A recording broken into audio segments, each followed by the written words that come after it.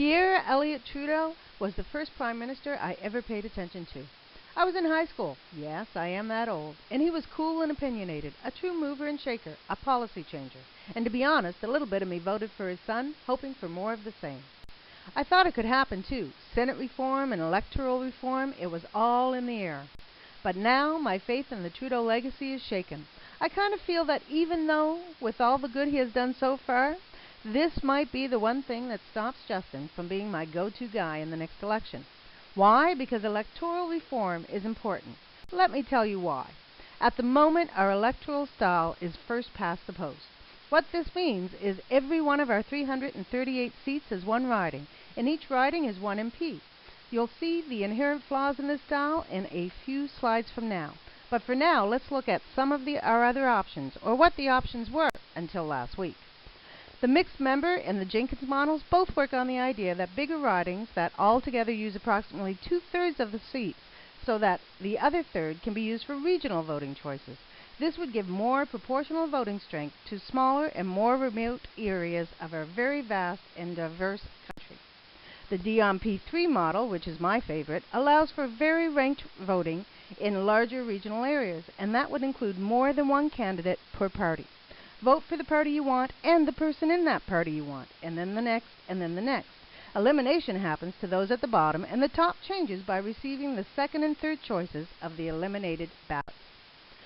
Let me explain the differences these changes could make by looking at the 2015 election. The Liberals received only 39.5% of the vote, while the Conservatives received 31% and the NDP 19.7%. However, in our current system, this translated to more than 50% of the seats for the Liberals, less than 30% for the Conservatives, and only 15% for the NDPs. The Economist magazine did some of the calculations with the data to show the results with proportional voting.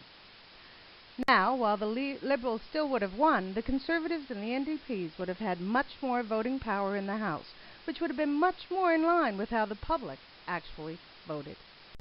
A special committee conducted hearings across the country and mailed out an online survey inviting households to participate, but no debate has been held, and the results of the forums and surveys have not been disclosed to the voting public.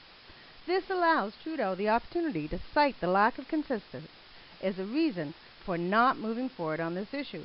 But to shut down the discourse with no real data to back up your reasoning is just bad politics and stinks of party-generated, self-preserving tactics. Now that our current first-past-the-post electoral style suits Trudeau's purposes, he wants to keep it. Whereas before the election, when the Liberals only had 34 seats, he did not. Our Prime Minister is excusing self-interest by claiming Canadians just aren't grown up enough to handle a modern electoral system. Yet, as Richler so eloquently points out in his February 17th column, Mr. Trudeau has made up your minds for you already, which, unless we're inherently more stupid than the Australians, Scandinavians, and Europeans who use this form of electoral style, is just nonsense. I hope that this issue will not go away over the next 3 years. I hope as a society we will demand our government better addresses its promises and listens to the will of the people. However, if our current government ignores us, I know another party that is willing to make it an issue on electoral day. They look like they truly see the difference this change could make. And I still have hope someone in power will see the larger good and not just the political good for their party. So please don't let this issue vanish. Keep it alive and make it matter. Make every vote count.